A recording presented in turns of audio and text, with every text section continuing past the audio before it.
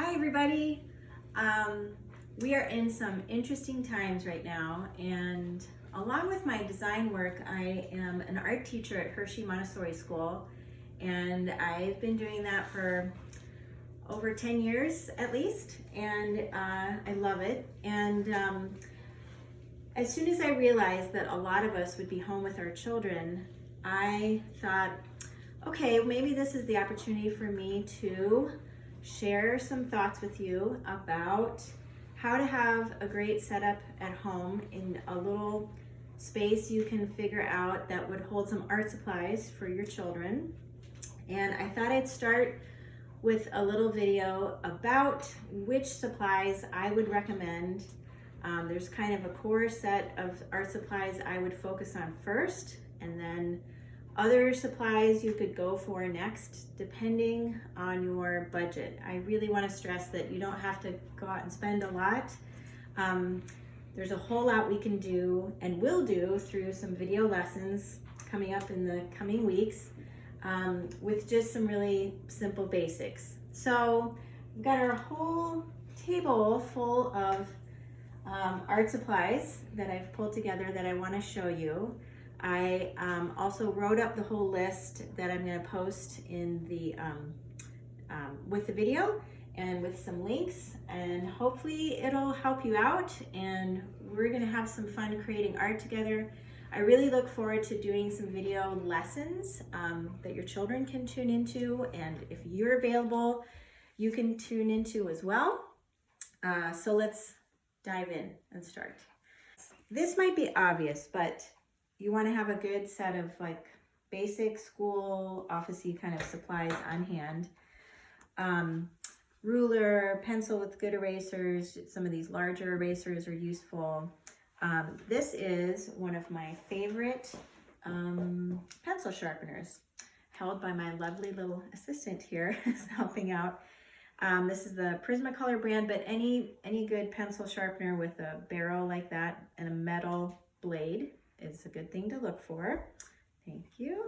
And basic glue sticks, Elmer's glue, scissors. It's really great to have a pair that fits your child's hand. I'm actually not a fan of the ones that are made for children with the blunt tip. Very young children, of course, can use those, but if you feel your child has enough control and you can monitor that safely, I actually recommend the small scissors with the pointy tip because they give a lot more cutting control and so forth. So that's scissors. This is just plain old copy paper, which is good to have on hand. And then a lot of times in the art aisle, you will find like a pad of art paper or scribble pad paper. That's also fine, but it tends to be, I think, more expensive in the long run paper-wise than just copy paper. So choose whatever you want to do on that. Okay, let's talk about one of my all-time favorite art supplies that I would suggest putting a little bit more budget into if you can. These are Prismacolor Scholar pencils. And these are really, they can be very expensive. I actually never pay full price for these. I always use one of those 50% off Joann's Michaels coupons or whatever to get these. And the reason why I feel the investment is worth it is because you get the rich, creamy kind of lead and color and vibrancy of the Prismacolor brand. In this line, the Scholar line, the leads are actually made to be more durable for young artists. So we use these a lot in the classroom, and they're really, really great. It's just so satisfying for the children to use those. All right, let's talk about pens for a moment. When we're doing like outlining work or Zentangling, we'll definitely do a lesson on Zentangling because we could all use some calm right now.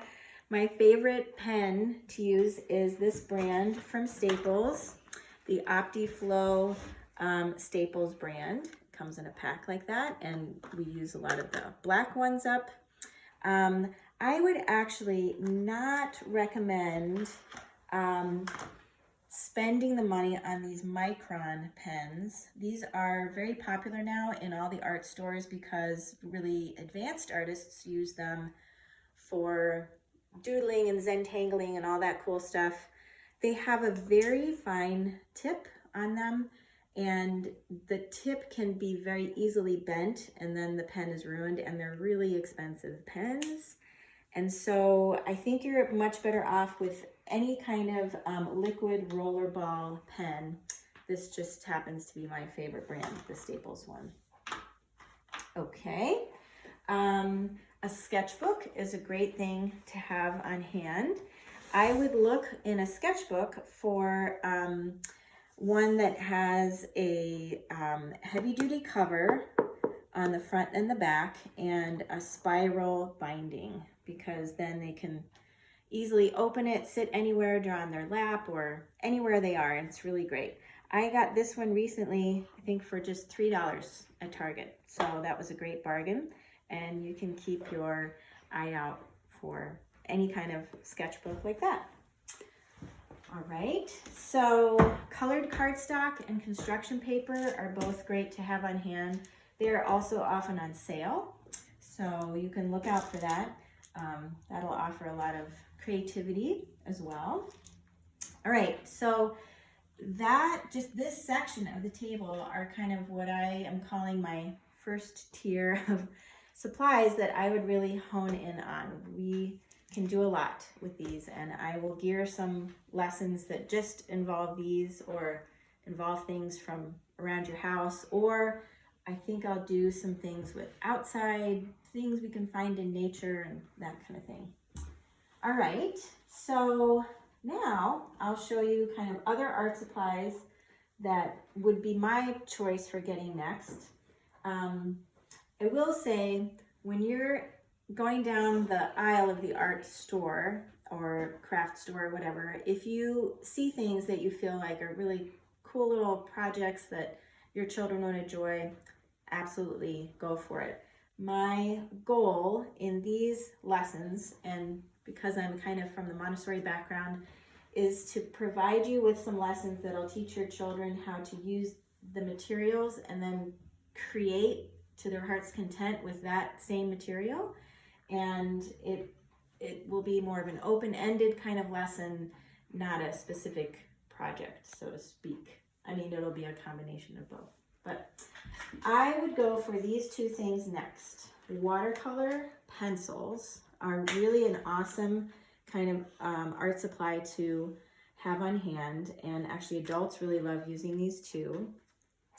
Any like medium price point brands, great to look for. So watercolor pencils, and then of course that means having some kind of watercolor paper. There's a great variety of quality when it comes to watercolor paper. I would say just buy a little pack of whatever you can find in the store. I would definitely not recommend the really high-end watercolor paper like Arches or whatever.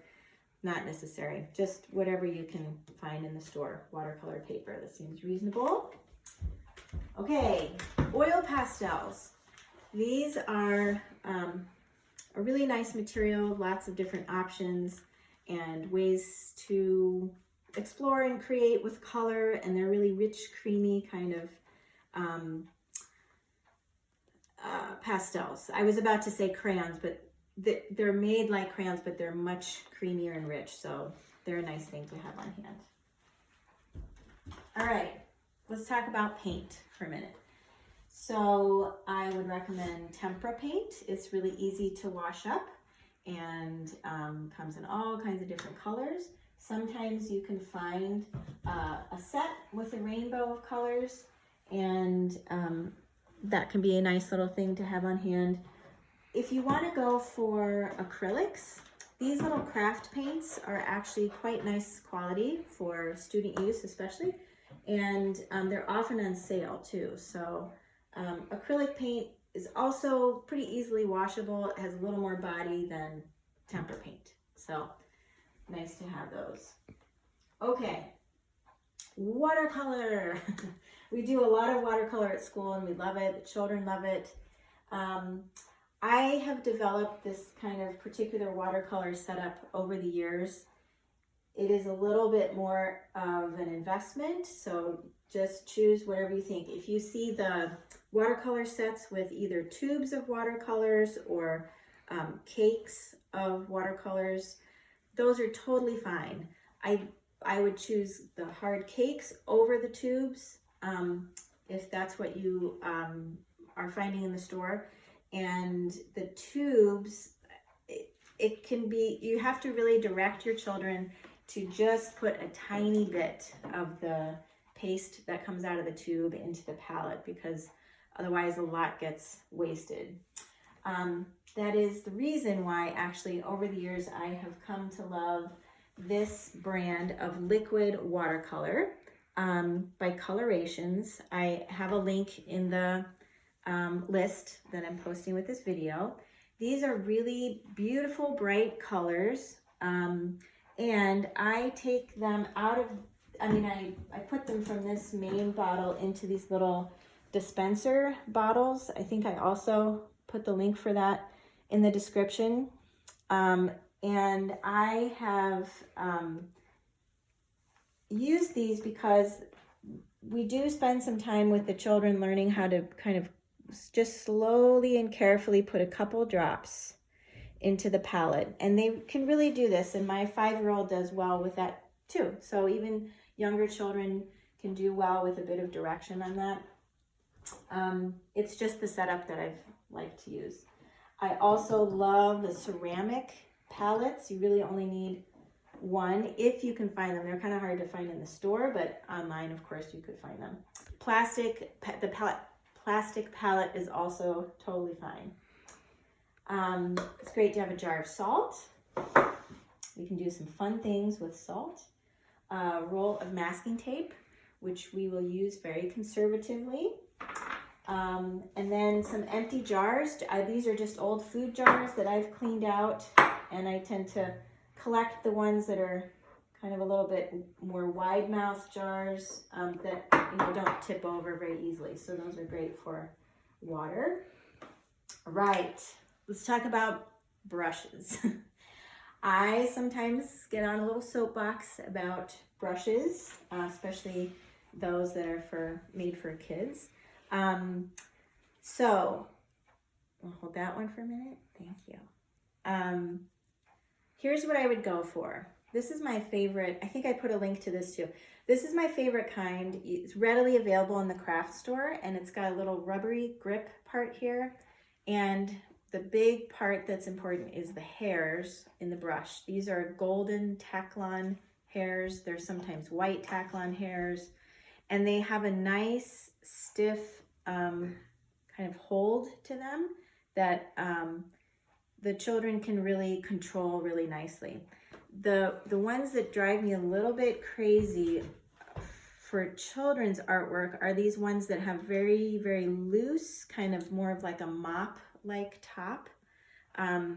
They just don't offer enough control, and the children get kind of frustrated because they can't do quite what they want. So I would avoid the moppy looking ones, or especially like the cheapo brushes. You will do much better and go a lot farther with 3 nicer brushes, and these aren't all that expensive. Like a little set of 3 or 5 or whatever you can find in various sizes of these would go way further than like 10 or 15 cheapo brushes.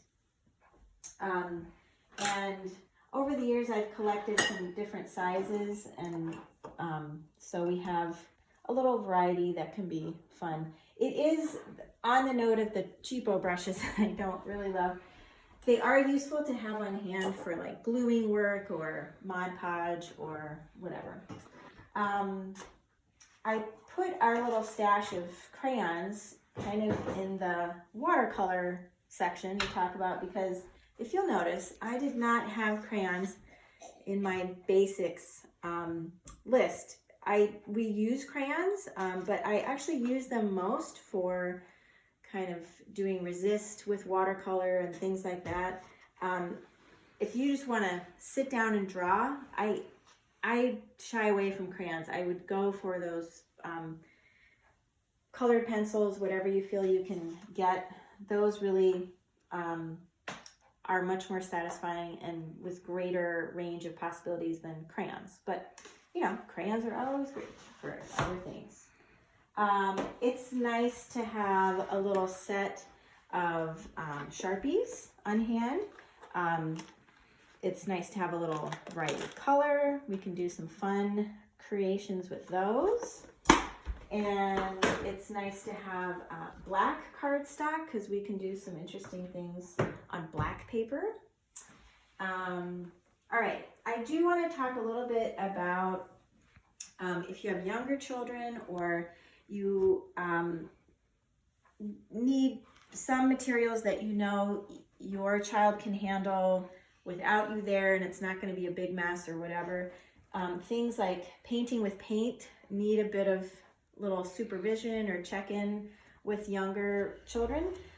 These are paint sticks that I discovered a couple years ago. They're made by Kid Made Modern, which you can find at Target, and they are really awesome. They're paint just in a stick, almost like a stick of lipstick or something, and they're really fun to create with. They're really beautiful, bright colors, and those have been really popular in our household. So that's paint sticks. We also kind of corral all of our markers and things for younger children in mason jars. Okay, there are 3 kind of markers in the Crayola aisle that we've had some fun with. Again, I tend to bypass that aisle and go to the back of the store where the artist supplies are. However, there are some fun things that Crayola has come out with, like these glitter markers, metallic markers, and gel markers, which is bright colors on dark paper. All right, those can be fun. There are other fun things like glitter glue and glow-in-the-dark glue. Those can be fun. And the last thing I will end up talking about is just having some kind of boxes or bins that you can corral your supplies in. So, for instance, if you want to get your hands on some boxes, or shoe boxes are great. Actually, kids' shoe boxes, those smaller ones are also great. But, you know, the kind of random craft supplies that can end up in your house are easily corralled in a box. You'll stay a little more sane if you have something to corral your stuff. And speaking of craft supplies, it can be fun to have like colored popsicles, clothespins, puffballs, pipe cleaners, whatever you feel you can do. So I will end on the note that obviously the whole videoing thing is kind of new to me. I don't do a whole lot of videos where I'm talking, and I'm sure my trusty assistants here will also, I'm trying to figure out how much to have them on camera because, you know, it's the internet, whatever. But I'm really excited to share some things and ideas, and specifically to share art lessons with your children. So I know we're all going to have to navigate the coming weeks together and figure it all out. And hopefully one of the bright spots of that can be to create some fun art together. And I look forward to sharing more videos with you. And the next video will be maybe a little bit about setting up your space. Ironically, we happen to be redoing our own art room at home here. And so maybe you'll see some of that transformation. Anyway, I look forward to seeing you more. Send me your questions in the comments. What do you want to know about? What are your thoughts? Let me know. Please feel free to share it with whoever you want. I know that our school community will be tagged, and I'll be doing lessons kind of geared for my 6 to 12 children that I teach normally, but I really want all of us far and wide to help each other out with staying engaged with our kids at home, because we are going to have some challenges with that, as all of us parents know. So thanks so much. Thanks for listening, and I'll talk to you soon.